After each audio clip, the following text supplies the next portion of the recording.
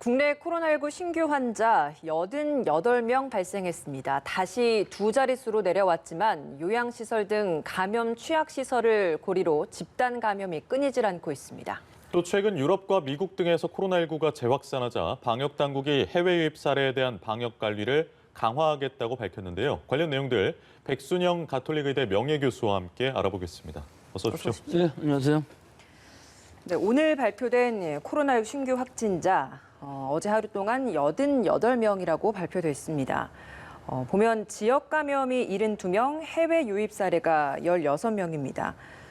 보면 어제는 세 자릿수였지만 오늘 다시 좀 내려왔습니다만 여전히 거의 세 자릿수에 육박하는 수치가 나오고 있습니다. 내용면으로 봤을 때 좀 어떻게 분석을 하십니까? 예, 일단 제일 중요한 것이 내용면이겠죠. 예. 아직도 서울 수도권에 있어서는 이 취약시설의 환자들이 굉장히 많이 발생하고 있고 또 결국은 지역사회에 있어서의 감염원 불명의 환자들이 상당히 많이 존재하는 건 사실인 것 같아요, 아직도.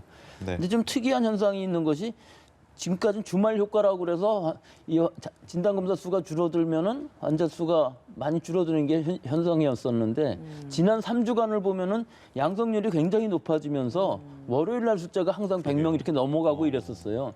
아마 이 상황이 이런 취약시설 같은 데 집단 발생이 일어나면서 그 후유증으로 주말에는 일반적인 의심 환자들보다는 이런 접촉 환자들이 많이 있어서 아마 이렇게 된 상황으로 보이는데 하여튼 그중에서 좀 안심되는 것은 어저께만 해도 119명이었었고 굉장히 많은 환자들이 양성률을 나타내서 1.95%였는데 예. 오늘은 그 부분이 좀 줄어들어서 0.57%이고 어느 정도 일반 지역사회에서의 통제는 충분히 지금 가능하고 있고 실제로 12일 날 지금 1단계로 완화된 이후 2주일이 지나가면서 전체적으로는 통제가 가능하지만 제일 중요한 것이 이 취약시설에서의 집단 발생이 이어지면서 일어나고 있고 또 어디서 일어날지 모르고 이것이 한번 일어나면 우리 지난번 며칠 전에도 155명이라는 숫자가 일어날 때에도 52명이라는 한 번의 환자 수가 나왔었거든요. 예. 이런 일이 항상 일어날 수 있는 개연성이 있는 상황이 굉장히 우려스럽고 좀 더 날씨가 추워짐으로 해서 또 여러 가지 이 호흡기 감염증이 일어날 수 있는 계절임으로 해서 지금 안심할 상황이 아니고 또 앞으로 이 겨울을 잘 보내기 위해서는 또 한 번 한두 주일간 특히 할로윈데이 있고 그런 이번 주일 네. 동안에 열심히 우리가 방역 수칙 지키고 개인 위장하지 않으면은 또 한 번 어떤 파동이 일어날 것으로 보이기는 하는데 실제로 중환자 수라든지 이런 여러 가지 면들은 안정적이 되고는 있습니다만은 예. 지금 요양원들에서 나타나고 있는 환자 수들의 증가는 앞으로 위중증 환자 사망으로 이어질 수 있기 때문에 이런 부분은 좀 우려가 되고 있습니다. 네, 오늘 발표된 위중증 환자 수는 52명입니다. 근데 요양시설하고 해외 유입, 가을철 행사 이렇게 세 가지를 방역 당국도 요주의 항목으로 꼽았는데 이 중에서 물론 요양시설이 가장 좀 주의를 해야 될 부분인 것 같습니다. 한 명 나왔다면 바로 집단 감염으로 가는 것 같아요. 광주, 군포, 남양주, 여주 이렇게 좀 산발적으로 나오고 있는데 왜 이렇게 좀 집단 감염으로 발생할 개연성이 높은 걸까요? 우리가 지금 하고 있는 이 요양시설 같은 데의 방역이라는 것은 일단 면회 금지하는 것하고 그다음에 환자들이 입원할 때에 전수검사하는 것들 그리고 종사원들은 실제로는 주기적인 검사는 하지 않고 가능하면은 다중이용시설 가지 말라, 증상이 있으면 쉬라 하는 것들인데 이 중에서 아마 제일 안 되는 것이 이 종사하는 분들의 감염 관리인 것으로 보여요. 그 자기 자신들은 무증상일지 몰라도 접촉은 할 수밖에 없는 상황이거든요. 예. 즉 이 재활병원, 요양병원 같은 데는 인지 능력도 떨어지고 굉장히 움직이기 어려우신 분들도 많고 또 굉장히 또 밀집된 환경에서 병상 간의 거리도 짧은데 또 이 간병인의 숫자도 또 좀 모자라는 상황인 것이 여러 병원들의 실상인 것으로 네. 보여요. 그렇기 때문에 무증상이면서 감염을 일단 원내 환자들 사이에서 감염을 시켜놓고 나면은 이분들은 면역력이 굉장히 많이 떨어져 있는 데다가 직접적인 접촉이 일어나기 때문에 즉 환자 간의 접촉이 아니고 이 간병인들이 한 사람만 맡고 있지 않고 여러 사람을 맡고 있든지 하는 상황들이 있기 때문에 이런 상황에서 아주 대규모로 퍼지고 또 위중증으로 가기가 쉽고 또 알아냈을 때에는 이미 퍼졌기 때문에 코호트 격리 즉 동일 집단 격리를 한다 할지라도 그 안에서의 격리가 제대로 일어나지 않아서 굉장히 많이 확산되고 수십 명씩 집단 감염이 일어나는 이런 상황이 계속되고 있거든요. 그러니까 예. 지금 근본적으로 이것을 해결하기 위한 방법으로는 예. 결국은 출퇴근을 하는 이런 종사자들, 관계자들을 주기적으로 진단을 하지 않는 한 이것은 계속될 수밖에 없다는 것이죠. 또 한 가지 좀 덧붙여서 말씀드리자면은 완전히 관계는 없지만 지금 상황에서 면회를 완전히 금지를 하고 있는 상황인데 사실은 아주 금지를 한다기보다는 완전히 격리된 상황에서 핸드폰 같은 것들로 연락을 하면서 좀 볼 수는 있게 하는 이런 방법들을 찾아내야 되는데 우리는 그냥 근본적으로 면회 불가 이렇게 해놓으면은 사실 굉장히 어려운 상황들이 많이 일어납니다. 안에서의 그 보호자들이 우리 어머님, 아버님 잘 계신가 궁금하기도 하지만 볼 수도 없는 상황이 되면 그건 더 걱정이 되잖아요. 예. 그러니까 어느 정도 이 비대면으로라도 얼굴을 볼 수 있고 상황을 볼 수 있고 통화를 통해서라도 커뮤니케이션을 할 수 있는 이런 상황을 좀 만들어줘야 근본적으로 이것이 해결될지 않을까 그렇게 생각합니다. 코로나19 상황이 장기전에 접어든 만큼 거기에 대한 대비도 좀 필요하다라는 말씀인 것 같고 앞서 말씀해 주셨던 그 종사자들에 대한 감염 방역 관리 부분에 있어서 종사자들에 대한 상시 검사가 근본적인 해결책이다라고 이야기를 좀 해주셨는데 거기서 한 가지 제가 말씀드릴 부분이 있는 것이요. 예. 이 지금 감염원을 항상 얘기하고 있지 않습니까? 역학조사에 있어서 전수검사를 하는데 전수검사를 했을 때의 문제점은 일단 그 병원 안에는 퍼졌는데 최초에 감염을 해준 사람들은 이미 다 나아서 PCR 검사에서는 음성일 가능성이 굉장히 높아요. 그래서 여기서 역학조사에서도 중요한 것이 누가 면역을 얻고 있는가 하는 것을 알아내야만 처음 감염원이 누군지도 알 수 있거든요. 그리고 또 어떤 시설이 있을 때 모든 사람들이 음성으로 지금 나왔다고 했을 때 그 이후에 면역 진단을 주기적으로 하게 되면은 어느 시기엔가 종사자들이 면역 항체가 생겼다 하면은 여기에 방역이 뭔가 잘못됐다. 그럼 그 부분들을 철저하게 핀셋 방역을 다시 해야 된다. 어디가 뚫렸느냐 하는 것들을 다시 찾아낼 수 있는 상황이 돼야 되기 때문에 근본적인 지금 선제적인 통제 방법이 필요한 시기라고 봅니다. 그러니까 언급해 주셨던 그 면역을 가지고 있는 사람을 적발하는 것은 사실 감염이 발생한 후에 추후적인 역학조사 과정에서 필요한 조치인 것 같고 그러니까 사전에 이제 이런 집단 감염이 발생하기 이전에 좀 예방을 하기 위한 차원이라면 종전에 좀 언급해 주셨던 상시 진단 검사나 그리고 지금 방역 수칙 이미 매뉴얼은 다 정해져 있기 때문에 그런 것들을 잘 지켜지고 있는지를 관리하는 부분일 수밖에 없을 것 같은데 그 관리하는 데 있어서도 사실 인력이 들어갈 수밖에 없어서 그렇다면 이런 것들을 좀 구멍을 막기 위해서라면 인력이 늘려지는 그런 것들이 좀 필요한 겁니까? 현실적으로 굉장히 어려운 것이죠. 하지만 인력을 늘리지 않으면은 즉 감시 통제를 하지 않으면 잘 안 지켜지는 게 사실이에요.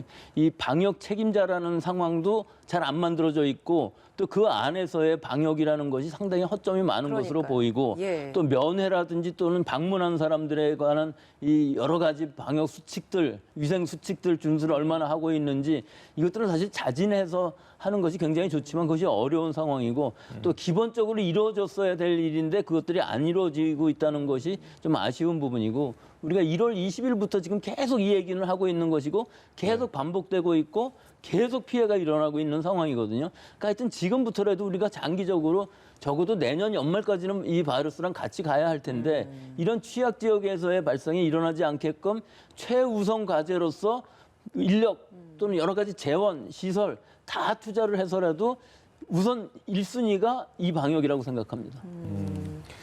그러니까 1월 20일부터라고 말씀을 해주셨어요. 진짜 오래됐습니다. 근데 그 오랜 시간 동안에 계속 나타났던 게 요양시설에 대한 감염이고 그때마다 해법으로 제시됐던 것이 주기적인 종사자들에 대한 전수검사인데 그게 지금까지 이루어지지 못했다는 얘기는 뭐 어려움이 있는 거 아니겠습니까? 어떤 게 있겠습니까? 그 제가 하나 지적하자면은 주기적인 PCR 전수검사라는 것은 일시적입니다.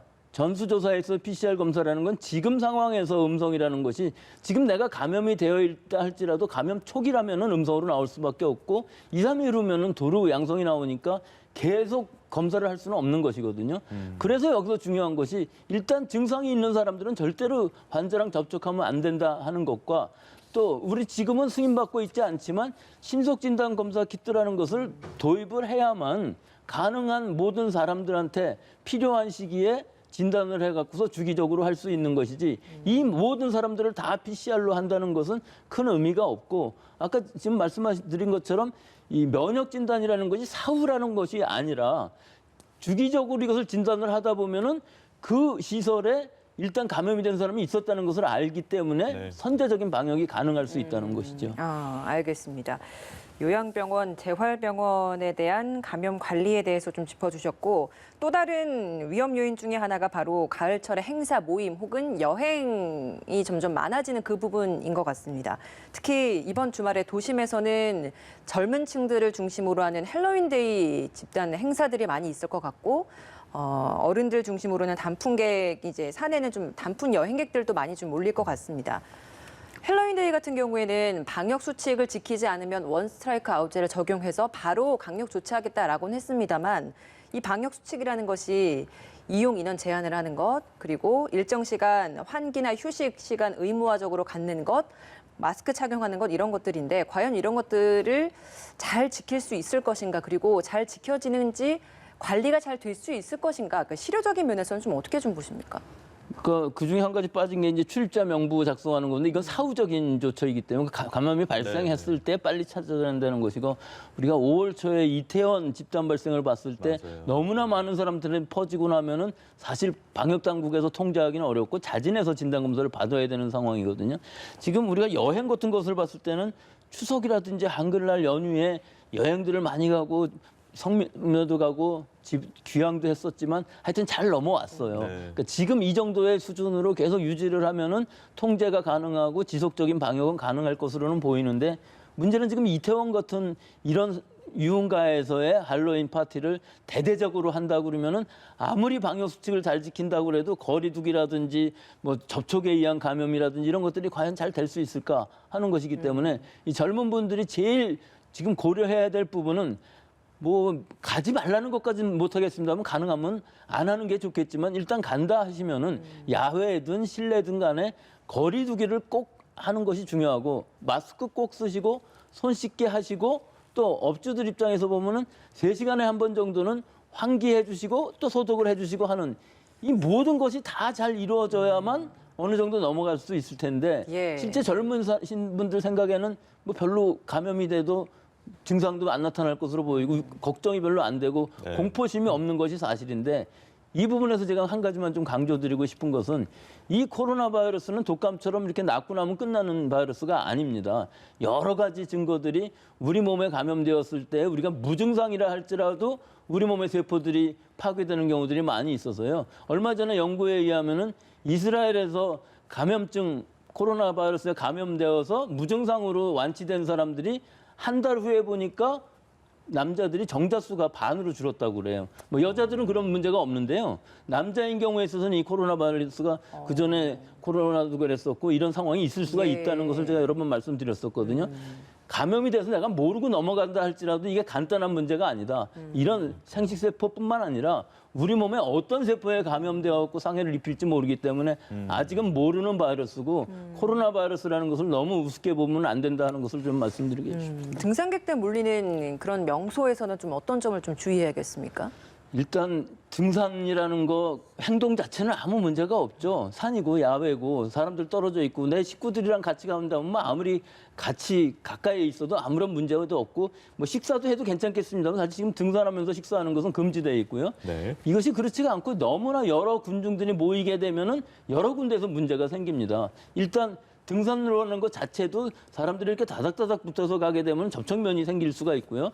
또 이 등산 전후에 있는 모든 실내 시설들, 즉 뭐 화장실이라든지 뭐 여러 가지 휴게실이라든지 편의점이라든지 사람이 많이 모이게 되면은 감염 확률이 높아진다는 것.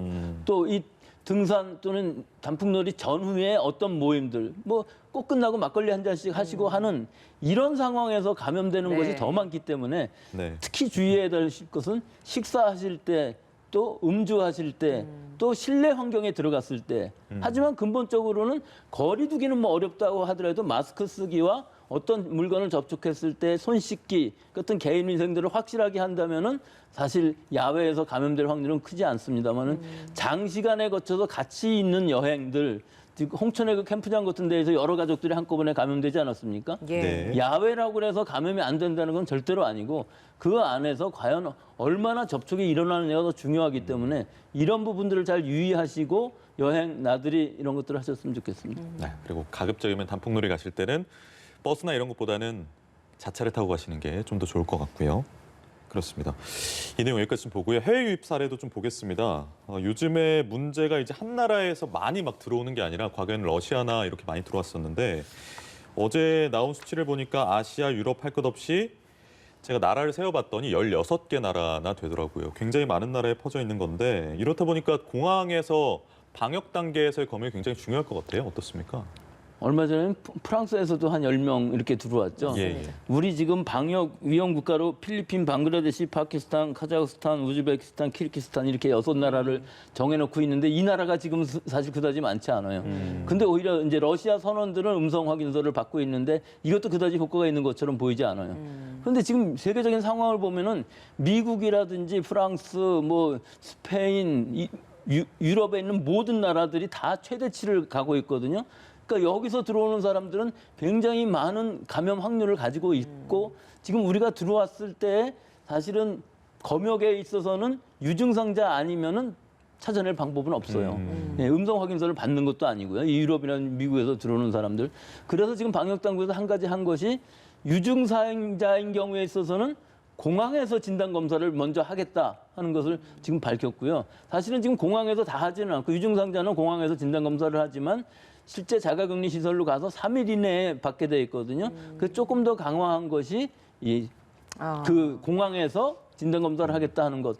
하지만 이 상황 자체로 보면은 너무나 많은 사람이 들어오지 않는 한 사실은 검역에 의해서 일단 걸러지고 그다음에 시설에 들어가셔도 사흘 이내에 진단 검사를 받고 14일을 자가격리하기 때문에 지역사회로서의 전파가 일어날 가능성은 크지 않지만 일단 외국인이 환자들이 늘어난다는 것은 여러 가지로 우리 방역에 부담이 갈 수밖에 없는 것이기 때문에 조금 더 강화를 할 부분은 있기는 있겠습니다만은 네. 지금 지금 상황으로 보면은 앞으로를 위해서도 이거보다 더 강화된 검역을 하기는 어려울 것으로 보여서 지금 이 유증상자를 진단검사하는 데까지가 되어 있고 조금 더 간다고 그러면은 이제 음성 확인서 내라는 것까지 할 수 있을 것 같은데 이 음성 확인서 받는 것과 14일 자가 격리하는 것들이 뭐 거의 같은 효과이기 때문에 음성 확인서를 받았다 할지라도 바로 양성이 나올 수도 있는 것이거든요. 이 언제 감염되느냐에 따라 다르기 때문에 아직까지는 검역에 있어서 숫자상으로 보면은 전 세계가 악화됨으로 해서 상당히 늘어나기는 했지만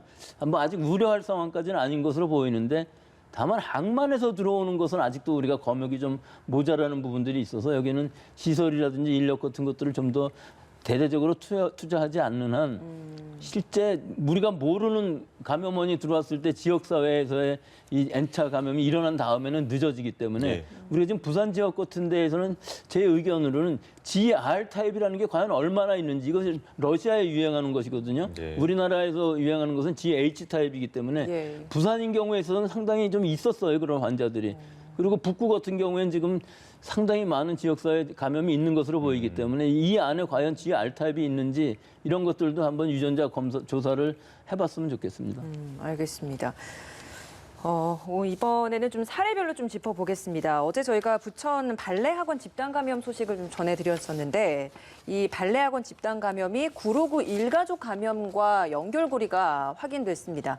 그렇다 보니까 959 일가족 집단 감염의 규모가 좀 커진 상황입니다. N차 감염까지 확대된 상황인데 이 사례 어떤 점이 이렇게 N차 전파까지 확대시켰다고 보십니까? 이게 아주 전형적인 사례이죠. 지인들의 모임에서 감염이 되었고 그중에 한 분이 무용학원 강사였기 때문에 무용학원에서는 이 접촉이 많을 수밖에 없는 것이 뭐 여러 가지 자세 교정이라든지 하는 것 때문에 그렇죠. 다 같이 마스크를 쓰고 있었다 할지라도 감염이 될 수가 있고 또 장시간에 걸쳐서 접촉면이 있고 환기가 어려운 실내 환경들이 충분히 예상이 되기 때문에 이런 감염이 일어나는데 이제 여기서 문제점이 이 학생들이 한 학교만 다니는 것이 아니고 여러 학교에 다닐 테니까 그 학교에 가서 감염이 또 일어나는데 사실은 무증상이기 때문에 집으로 귀가했을 때에는 집에 와서 가족 간의 감염이 일어나고 여기서 또 노인분들이 계시면은 피해가 날 수 있는 이런 N차 감염이 일어날 수밖에 없기 때문에 네. 이런 부분에 있어서 어떤 데에서든지 바로 고리가 끊어져야만 즉 빨리 진단이 되고 우리가 파악을 해야만 N차 감염이 진행되는 것을 막을 수 있다는 부분이기 때문에 뭐 일어나는 건 어쩔 수 없습니다만은 빨리 찾아서 빨리 격리하고 진단하고 또 치료하고 그러면 피해도 상당히 줄어들 수 있기 때문에 이런 부분을 유의하는 것은 지금까지 방역 당국이 잘 해오던 부분이니까 예. 이 부분은 지금도 뭐 일어나고 있고 앞으로도 계속 일어날 것이고 또 지금 1단계로 완화했기 때문에 사람들 간의 접촉이 많아짐으로 해서 일반적인 지역사회에서의 감염 확산은 상당히 늘어날 것으로 보이지만 어떻게 하든지 피해를 최소화하는 방향이 더 병행이 되어야만 할 것으로 보입니다. 그런 의미에서 이제 부천 발레학원이 구로구 일가족에서 파생됐다라는 걸 찾아낸 것도 사실은 방역 조치들이 잘 이루어지고 있기 때문에라는 방증이 또 가능하고 예, 그렇습니다. 이번엔 독감 백신 관련된 질문을 좀 드려야 될 것 같아요. 정은경 질병관리청장이 어제 브리핑에서 독감 백신 접종을 받은 후에 중증 이상의 반응이 나오는 일이 드물다. 이해해달라고 당부하면서 과거에 이제 이런 증상들이 나타났던 비율에 대해서도 언급을 했는데요. 전체적으로 좀 어떻게 보십니까? 이 독감 백신인 게 미국에서도 그렇고 세계적으로 프루샷이라는 게 적어도 100명 중에 한 10명 정도는 좀 심각한 부작용. 그 심각한 부작용이라는 것은 중증이 아닙니다.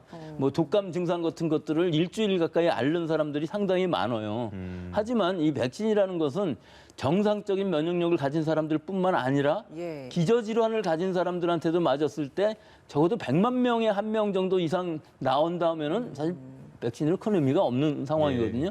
근데 지금 여러 가지 상황을 다 합쳐서 보면은 그 정도는 아닌 것 같아요. 결국은 중증으로 가는 환자들에 있어서의 이 백신이라는 것은 우연히 겹쳐서 사망하는 것이고 매년 사망하시는 분들 중에 백신 맞으신 분들이 있어서 그런 것이지 이 백신의 품질이라든지 혹은 이 백신의 직접적인 영향에 의해서 사망하신 경우는 없는 것으로 보이는데 사실 미세한 부분에서는 우리가 어쩔 수 없는 부분들이 있습니다. 백신이라는 의미는 아무리 사백신이라 할지라도 이물질을 우리 몸에다 집어넣고서 면역 반응이 일어나면서 항체가 생기는 것인데 이 면역 반응이라는 것이 염증 반응으로 갈 때에는 우리 몸에 해가 되는 것이거든요. 근데 기저질환이 상당히 깊어져 있는 상황인데 내가 모르는 상태에서 이 면역 반응이 어떤 그 트리거라고 그래서 방아쇠를 당기는 역할을 하게 되면 좀 더 악화될 수가 있겠죠.